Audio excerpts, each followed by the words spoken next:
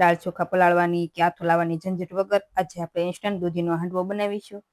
તો તેના માટે એક બાઉલ લઈ તેમાં 1 કપ સૂજી અથવા રવો સાથે 1 કપ ચોખાનો લોટ, 1 કપ બેસન અથવા ચણાનો લોટ એડ કરી તેમાં 1 કપ ખાટી છાશ એડ કરીશું.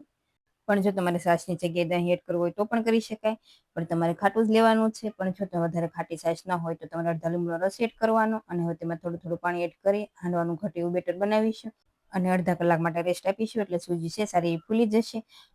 અને હવે મિક્સર જાર લઈ તેમાં આદુ, મરચા, 1 કપ જેટલા દૂધીના ટુકડા કરી લીધા છે તે એડ કરીશું. સાથે થોડા લીલા ધાણા એડ કરી તેની પેસ્ટ બનાવીશું. તો બેટર બનાવ્યું છે તેને પણ અડધા કલાક જેવું થઈ ગયું છે. તો તેમાં આપણે દૂધીની પેસ્ટ બનાવી તે એડ કરીશું.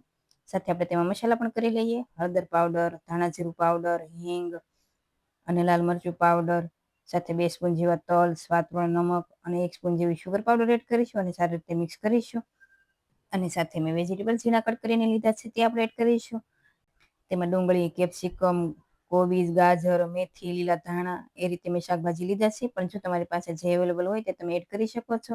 અને આ રીતે ઘટ એવું હાંડવાનું બેટર આપણે રાખીશું, વધારે પતલું નહીં રાખીએ. અને હવે તેમાં અડધી સ્પૂનથી થોડો ઓછો બેકિંગ સોડા જે આપણે ભજીયામાં વાપરતા હોય તે લીધો છે. અને હવે તેમાં અડધા લીંબુનો રસ એડ કરી સારી રીતે મિક્સ કરીશું.